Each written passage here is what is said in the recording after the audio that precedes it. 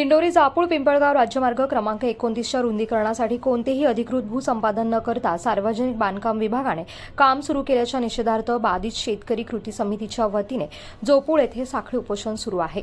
या उपोषणाला माजी केंद्रीय राज्यमंत्री डॉ. भारतीताई पवार यांनी 13 जानेवारी रोजी भेट दिली आहे।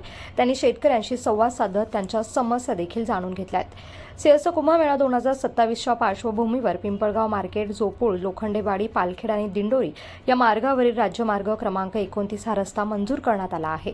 सदर रस्ता राज्यमार्ग दर्जाचा असून बाधित शेतकऱ्यांच्या म्हणण्यानुसार कोणतेही अधिकृत भूसंपादन न करता बांधकाम विभागाने रस्त्याचं काम सुरू केलं आहे। त्यामुळे शेतकऱ्यांच्या जमिनी बाधित होत आहे। प्रथम कायदेशीर भूसंपादन करून बाधित शेतकऱ्यांना योग्य मोबदला देण्यात यावा ही शेतकऱ्यांची प्रमुख मागणी आहे। तर डॉ. भारतीताई पवार यांनी आपण शेतकऱ्यांच्या पाठीशी असून त्यांच्या मागण्यांसाठी पाठपुरावा करणार असल्याचं देखील सांगितलंय।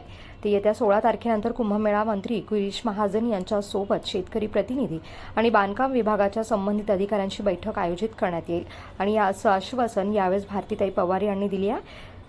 उपोषणस्थळी जोपूळ, चिंचखेड, लोखंडेवाडी, धामणवाडी, पालखेड येथील शेतकरी देखील मोठ्या संख्येने उपस्थित होते। News point Marathi, Dindori.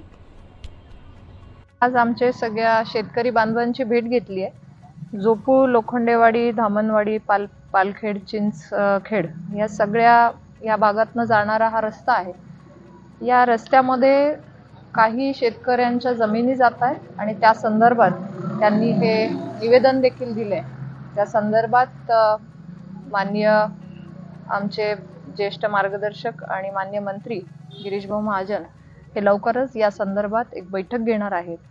शेतकऱ्यांच्या पाठीशी आहोत। शेतकऱ्यांच्या अडचणी समजून घेण्यासाठीच मी आज इथे आली आहे आणि ह्या रस्त्या संदर्भात त्यांचा विकासाला विरोध नाही, परंतु त्यांच्याही अडचणी आहेत ते ऐकून त्यावर मार्ग करण्यासाठी आम्ही सगळे एकत्रितपणे शेतकऱ्यांच्या पाठीशी काम करू एवढंच मी इथे सांगते आणि या संदर्भात लवकरच एक बैठक आयोजित केली जाईल।